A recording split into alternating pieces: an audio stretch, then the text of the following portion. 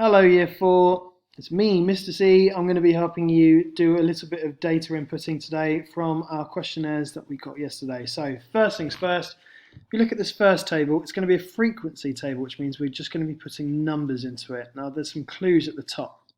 So this is to tell us how many boys and girls there are in each class. So the first clue says there are 15 girls in both Palm and Plum class.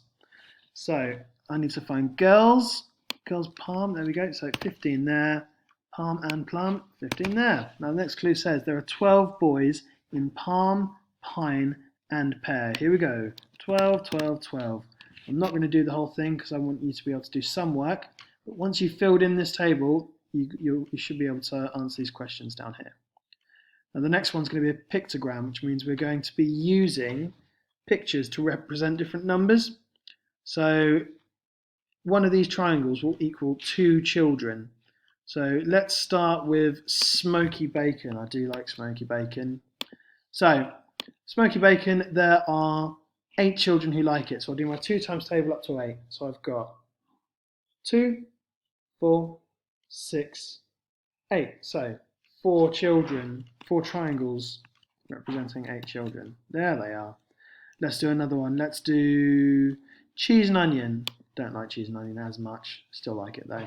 So cheese and onion, there are 4 children. So let's do 2 times 7 up to 4. 2, 4. So I need 2 triangles. 1, 2. As I said, I'm not going to do the whole thing, but once you've filled all this in, you should be able to answer these questions down here.